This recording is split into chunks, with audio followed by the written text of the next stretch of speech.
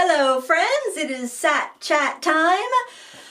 How are you doing? I hope you're doing well. I am trying to have an attitude adjustment because I've got to be honest, I am just feeling very annoyed. and I don't like to have that mindset, but it's cold. It's so cold, and that definitely colors my outlook on life. It's 4 degrees out right now, feels like -7. The dog doesn't understand this concept, and she's been following me around all morning, just right a step behind me, constantly my shadow, because she wants to go walk, but it's too cold to walk. I took her out on a leash, put her coat on her, took her out to go to the bathroom, and then we came back in. It's like, you know how cold it is out. If we start walking, you're not going to go far because it's so cold. You know, it's kind of like burn your lungs cold. And I don't like the cold anyway. But, you know, I generally will walk her as long as it's at least 10 degrees, but it's just cold. And so, you know, I feel bad because she doesn't understand. She's just like chasing me around, and then I'm getting annoyed. And then, you know, it just snowballs. It's the annoying snowball of winter. I think that's one of the reasons I take on so much work in the winter, is because I just want to stay busy so it goes faster. I really, really hate winter. But you need misery in order to experience joy, I believe. So this is my miserable period so that I can feel joy when it's nice out in summer. Hopefully.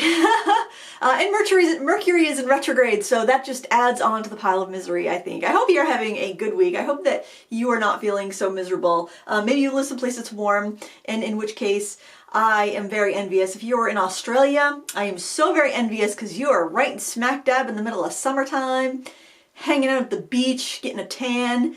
Meanwhile, us here in the great pale north are suffering and miserable. At least I am. I know some people like it. Some people like to snowmobile and ski. Last winter, towards the end of last winter, I said, yeah, next year I'm going to take up skiing, so I'm going to love winter.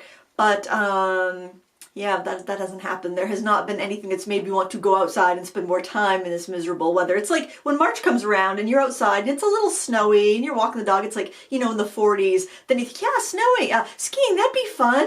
You know, but you're forgetting that it's not usually 40s. It's usually like, you know, 10 or less, and you're freezing your butt off and you layer up. And, oh, I hate wearing layers. I hate winter clothes. So that's why you see like a winter long, I've been wearing the same sweaters and sweatshirts for the past like 10 years on YouTube, because I hate buying winter clothes. Winter clothes are just so depressing. You know, layers, and, you know, you're just like, all like wrapped up like a sausage, you know, wearing leggings and then jeans on top of them and thick wool socks and, you know, long johns and sweaters and hoodies, and it's just, you just feel stifled.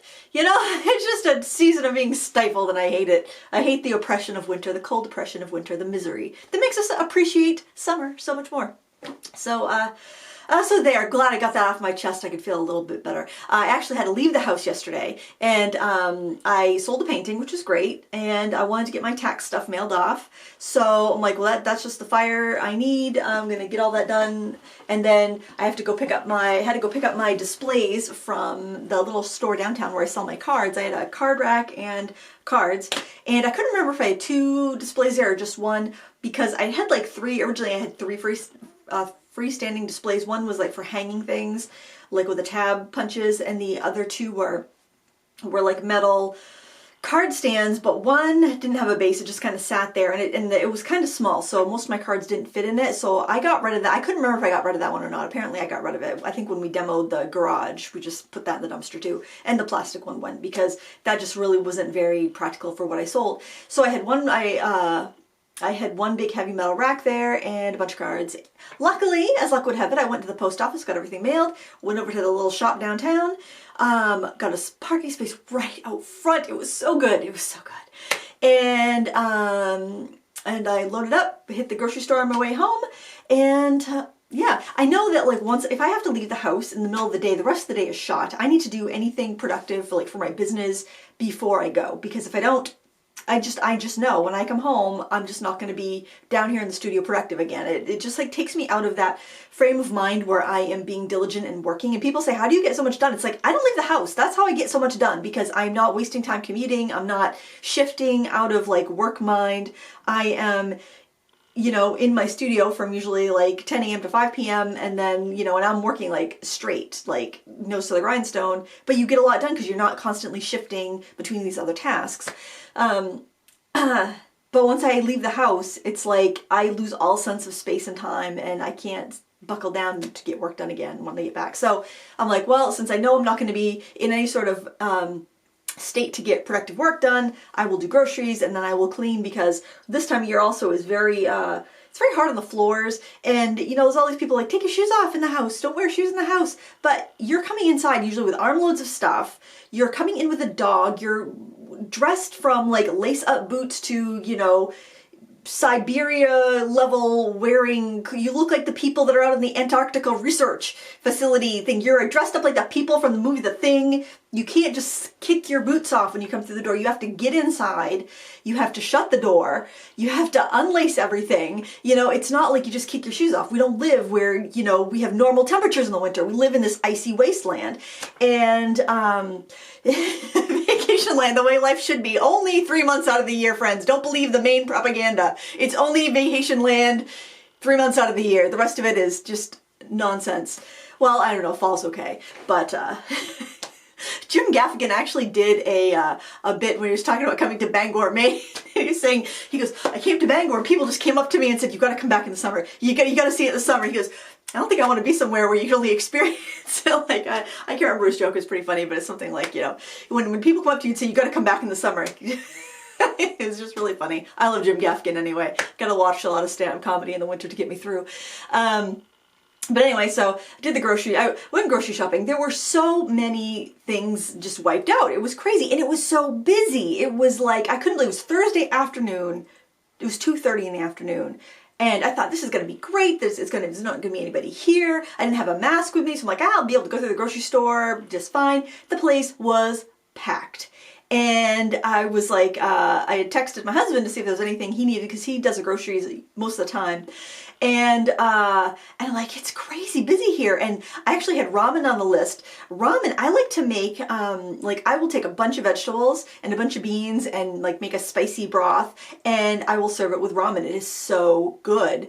And like, I never had ramen growing up. It was not something my mother would have in the house. And so I get the ramen, I throw away the flavor packet, and I put it with like tons of vegetables and spicy broth. It's so good. But we were out, and it's such a nice winter thing to have something hot and spicy and soupy, but yet still hearty. They're completely out of all flavors. So it doesn't matter what flavor I get, because they all have meat in them, so I just don't like the flavor packets do, so I just toss those and just have the noodles. It was crazy. All out of that. They were out of some other stuff too. That was the one. Oh, no vegan chocolate chips. That was another thing they were out of. So, you know, just add on to that winter is awful stack out of ramen and vegan chocolate chips. So I did. Came home, unloaded that, and I missed the kids. The kids had to leave. They were babysitting, so they were pulling out of the driveway as I was pulling in. And it's like, darn it! Now I've got to unload all these groceries by myself. But that was okay. So I unloaded it. They're like, I'm going to clean, I'm going to vacuum, I'm going to mop the floors, because the floors were gross. I have to mop them at least once a week this time of year. And they're already gross again, so I'm just going to go up and spot wipe them later today. But anyway, got the house all cleaned, and that was pretty much my day. So yeah, I left the house. But I got everything done I needed to do. But then I felt like such a slug the rest of the day, because like I just missed half a day of work. I have like a extremely big project with a tight deadline, and I guess it's not wasted, because I had to do those things and I did productive things, but it just feels like it's wasted because I didn't get work done here, and I try not to work on the weekends, but I think I'm gonna have to buckle down and do a few weekends or do some nights or something like that to catch up. But I'm gonna say catch up. I guess I'm on task. I guess I'm on schedule. I'm on schedule. I just filmed 3 more of the lesson plans from Derwent this week. One thing is drying on my table right now, so I'm filming Sat Chat. I'm actually going to leave the house again because yesterday Lila came home from school. She's like, I don't have midterms tomorrow. I'm all done. Let's go out to lunch. And I said, oh, this is a great idea. And then I'm like, oh, I forgot how cold it was going to be today. But I already said yes. So, I mean, and how many times am I going to have lunch, get a chance to have lunch with with any of my kids? They're all like growing up and moving out, and I can't remember the last time I did something with just one kid. You know, it's usually like both of the girls, or the Jacksons, you know, moved out and stuff, so that doesn't happen very often. I took him to get his passport renewed. Quality mom time here. Oh man, what is life? I feel like I'm not living my best life. Do you ever get that feeling like you know, you are just failing at all of the, like, you go online and everyone's like going on these like vacations and they're having all these like wonderful, like precious moments with their children. And it's like, I am not living my best life. What am I doing? You know, I don't, how are these people doing all of this? How are they getting it all done? I don't know. I don't know how they're doing it. But, oh, I did want to remind you guys, this is completely off topic, but the sale on my Critique Club anthology classes is going on to the end of the month. I will put links in the video description and the coupon code if you want to check it out. That's for the year-long anthology classes. So I just want to remind you, in case you've been thinking about it, it's on till the end of the month. What is today? What is life? It is the 22nd.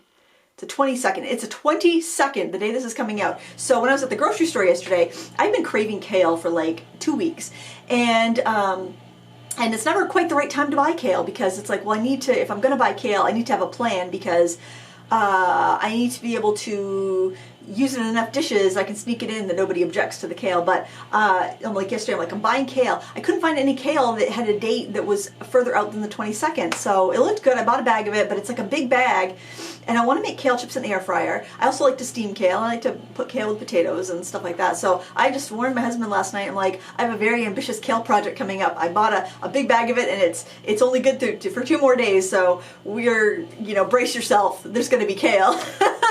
So maybe that'll turn my, maybe I'm like lacking a nutrient, and that's why I've been feeling annoyed. That like I'm not, whatever, probably iron or calcium or something in kale that is, I'm missing, and that's making me feel aggravated. Is there some sort of aggravation vitamin? And if so, can we all get bottles of it? Because a lot of other people are aggravated too, it's not just me. I tried something new. My husband bought me a little jar of Marmite for Christmas. I've always wondered what like Marmite and Vegemite taste like, because I know it's a vegetarian staple in other countries. And my husband said he couldn't find Vegemite, but he found Marmite, which I guess is a British product. And I hear people put it on toast or on sandwiches and stuff, so I just made some fresh bread, and I'm like, I'm going to try this Marmite. And I don't want to offend any British Marmite lovers, but that is one unique flavor you have going on there. It's not what I had no expectation of what it would taste like, and so I, you know, had a bite of that. And what a strong, intense flavor that is. It's kind of bitter. It's kind of very salty and bitter. Not something I would think this is what I'd want to put on toast. I'm very surprised that that's a thing. But what it reminded me of is this bouillon paste that I buy called Better Than Bouillon. And I think I'm going to use the Marmite with my kale. I think the Marmite would go really well, like if I mixed it with some water or something, because it's so strong, it's so salty. I think that if I mix that with some water and steam my kale, maybe roast some potatoes, toss that all up together, I think it would be really good. But on its own, wow, that is one heck of a flavor you got going on there. That is really robust and strong, and it's really unexplainable. It's very unique. It's a very unique, pungent flavor. But I think it would be good as an ingredient, maybe not so much as a spread. You know, I was thinking of it kind of like jam, or whoa, do not put it on like jam. I put a small amount on there, and I was like, wow, that's strong. That's potent. I'm trying to think if there's anything else. Oh, I found something. Oh, I wanted to show you guys this. I have a review coming up Monday, and I don't think it's one of those reviews where if you're on a no-buy, you can't watch it or you won't be able to help yourself. But I want to know, because I know a lot of you guys purchased the set of Owen Watercolors after I mentioned it. I think it was last week on set. Was it last week? I think it was last week. Can you let me know if your tin seemed a little bit warped? One person said their tin was scuffed. My tin wasn't scuffed. When I took it out of the box, it didn't want to latch very well, but what I did was I kind of pushed with my fingers, just kind of pushed in the top, and I pulled out the bottom, and then it latched fine.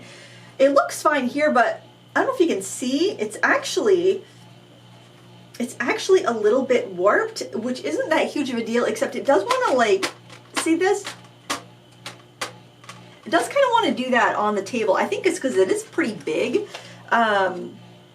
So I have a review coming out on that. That was really the only qualm. The paint is the same. It's pretty excellent, except for the white. The white is a different formula, but at least it seems, comparing them side by side. But that review is coming up Monday. I'm curious about the tin thing. I want to leave a review on Amazon as well, because And I'm just curious to see what other people's experiences, but I'll leave my review based on my experience. But I also would like to know that because if I'm recommending something, or, you know, I did recommend that, just keep in mind the tin might not be great. The paint's great, but the tin might be a little off, and depending on what you're paying for, because they were charging the same for the 24 set as the 36 set. So I don't know if they're going to drop the price on the 24 set or raise the price on the 36 set, but that seems like a mistake. Seems like one of those must be off. But it was like $22 either way, which I thought was fine for the paints in their own little half pans. I thought that was still a good deal, but you know, so it didn't bother me that much that the tin was a little warped, but using it was kind of annoying. Maybe it's just because I was annoyed this week. That could have been it too. Maybe I'm just being extra annoyed because I just feel annoyed. I also think that maybe putting those little rubber feet, like you can put on the back of pictures, like picture frames, might also, you know, keep the tin a little bit more stable. I don't know, but I like the paint. And I just want to say that because I know a lot of people are really curious about the review. I'll have the full review. I actually filmed it in portions. I did actually unboxing, and I did some swatching, and then I painted the same thing twice, once with Pretty Excellent, once with the Owen paints. Did 2 paintings like that, and I just did a couple other paintings just for fun. And they performed really well, I think, you know, but that's how I filmed the review. So it's a little bit different because I figured these are the same as Pretty Excellent, so I might as well do the review a little differently than how I typically do a review, just for a little change up, since otherwise you could just watch Pretty Excellent review and get an idea what the paints are like. I'm not mad about it, because that's why I bought them, to see if they were the same as Pretty Excellent. I was hoping they were, just to have another equivalent paint to recommend that's available on Amazon that a lot of people are comfortable shopping on Amazon. So I thought that would be a nice thing to know. And plus, you know, I do like collecting different brands of watercolors. I know it sounds probably so very crazy, but some people like to collect thimbles and spoons and vases and things like that. I collect watercolors, so but I use them too. So it's like, it's a collection that brings me joy looking at it and using it. So no apologies, no regrets. Judge me if you will, but keep it to yourself. Because I'm annoyed. Don't unleash the wrath. Don't unleash my wrath. It's winter and I'm annoyed. Oh, I think we all like collecting some art supplies, don't we? It's fun. It's fun to have them. It's fun to use them. It's fun to look at them. I mean, really, we gotta have our joy. We gotta find our joy in life. I just finished watching the miniseries Station 11, and I really liked it. I read the book a couple. It was probably like a year and a half ago. I'd started it and I had a really hard time getting into it, and I took it with me on vacation to camp, and I've had a much easier time. I always have an easier time reading if I'm on vacation, because then I don't have the distraction of like being home and all the things I can do around here and work and stuff like that. We didn't take a vacation last year because of the camp that we usually run got sold, and we just didn't know another place to go, and the pandemic, it was just kind of like, yeah, we just stayed home, but and worked. I don't think I took any time off other than, you know, a day here and there. But anyway, but I must not have been too stressed out, because, you know, I didn't have a breakdown or near breakdown during the year, so that's a good thing. I probably do. That's probably what my annoyance is. But I don't like to vacation in the winter, because, you know, if I want to take time off, I'll take it off in the summer when it's like beautiful here. Way cheaper than flying somewhere. And who wants to fly this time of in this pandemic? I will have to fly in March if the convention doesn't get canceled that I'm going to be demoing at, but that's a short flight at least, and I could always drive, you know, if I get real skeeved out by the thought of getting on a plane. I don't want to drive in New York. I don't know. It seems like that might be traumatizing, because I mean, I barely like to drive in Bangor, Maine, so I don't think I could drive. I don't think I should drive in New York. I don't think that would be a good scene at all. Take a Greyhound or something. I don't know. Concord Coach. I like taking the Concord Coach. That's all right. I could get some reading done, actually. But anyway, Station 11. I was reading that, and it was very slow. I had a hard time getting into it. But I did, then I finished it up, and I thought it was all right. I really liked the miniseries. I think I like the miniseries more, and a lot of things I'm like, I don't remember from the book, and so then after I was done watching it, I did look up what are the differences between the book and the miniseries, because I know there was a few differences, like pretty strong differences that I picked up on, but then I was thinking I could just be forgetting like half that book, because it was really, I had a really hard time getting into it. But it's really good. I recommend it if you have HBO Max. It's on there right now, and I really enjoyed it. I thought it was pretty hopeful and uplifting, even though it takes place directly after, during and directly after a pandemic. So, you know, if that, you know, if you just don't even want to deal with that, I can totally understand. But it's definitely a very hopeful, uplifting story, and I enjoyed it. So you might too. I don't know. I don't know you. What do you like? If you like that, then check it out. Do I have anything else on my list? Oh my gosh, 20 minutes talking about nothing. Talking about leaving the house. That's how monumental it is when I leave the house. Oh, something else I found. If you're on a no-buy, you can skip ahead a minute just because this might be tempting. It's very cheap, but anyway, just skip ahead about a minute if you're on a no-buy. So I was looking for, I had used, when I was doing this painting here, I used that antiquarian sticker book that that I picked up at BAM. It was on, like, it was a budget. On, like, you know, the bargain tables, it was like $10, and I got the little bees, little stickers out of that, and I put them on that painting. So I was looking up that book because I knew it was on Amazon for, like, it was cheap on Amazon too. It was like $12 on Amazon. So I wanted to link that up in the I don't know, put that over here, and the list, the, you know, the video description supply list. And when I was looking at that, I saw these other little stickers, and they were 50. It was like a little booklet of 50 stickers. They were 1 inches by 3 inches, so kind of like tall and skinny, kind of like a microscope slide size, roughly, and maybe a little shorter, 1 inch by 3 inches anyway. And they had 6 different collections. They were $1.91 each with free shipping. There was a butterfly collection. There was like botanical flowers. There were leaves. There was ladies. And there was another one that was also, I think it was also botanical. It was pretty. And then there was another one that was kind of like modern, more modern, and like geometric and just kind of like collage-y looking, which was, it was nice. It just really wasn't my cup of tea. So I bought the other 5. $1.91 each, free shipping. So it was like $10, and I'm gonna have these 5 cute sticker pads, or 50 stickers each in each booklet. I'll link it down below in case you're interested. But you can see they have a sheet that has all the designs from each booklet. They were just gorgeous, and I thought those will be so nice to add to a card, especially because I like to do batch cards, and I just thought that'd be fun. And of course, you know, I think I'm definitely guilty of the buying when I'm like, I don't have time to do projects like this.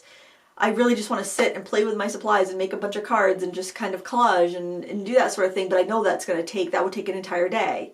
And I don't have an entire day to like occupy my table and devote to that. So, but hey, I've got 10 minutes. I can buy these things, right? So yeah, I'm totally guilty of that. But they're not going to come in until next month. So by the time they arrive, I should be done this big Derwent project that I've been working on, and then I'll be able to treat myself to a little crafty play. I can paint a lot quicker than I can make cards and stuff. So. And I think it's just because the amount of supplies you have around when you're making cards, you're doing any sort of collage or any sort of mixed media stuff like that. You just have so much out to get that variety and the look that you want. You might have stamps and stickers and inks and media and papers and all of that. And it just, you know, it kind of consumes, it overtakes it. Usually I spend 2 days if I'm making cards. If I make a card video, that's why we haven't had a card video in a while. It's because it usually takes me 2 days, and that's not counting editing, just like the creating. Because I don't want to just get out all the mess to make one card, which I could probably do that in like half a day. I want to make a bunch so that I have them. You know, it's like I can try different things. I can experiment. I can play. You know, it's just not worth the effort for one card. You know what I mean? In my opinion, anyway. You can, you know, everybody's different. If you're doing something simpler, then obviously it would be worth it to make one card. But like, if I'm gonna do it, I want to like get a bunch of output from my work, you know. Not that I have a place to sell it now that my now that the little shop is closed, but I'm thinking about maybe renting another booth. I've done that many times. There's a little antiques mall in Brewer, and oh, it seems like every couple of years I will rent a booth for like a year or two, and you know, whittle down the inventory because it starts to pile up here, friends. And my son actually had talked about maybe wanting to do some woodworking and sell things at the schoolhouse. And I'm like, well, if you want to do that, I'll split a booth with you. It's always great if you can split a booth with somebody, because the great thing about selling at Accents was that it was consignment. So she took a cut and she would write me a check at the end of the month for my share. So that worked out really well. I didn't have rent. If I didn't sell anything, I didn't lose any money. Whereas when you're renting a booth, you've got to pay that rent every month, regardless if you sell anything or not. And some months you don't sell enough to cover your rent, so you've got to pay in. And then other months you're making just a little bit. So it's really not, unless you hire and unless you have more expensive things that sell regularly, is kind of like, it's almost just like you're paying for a storage space.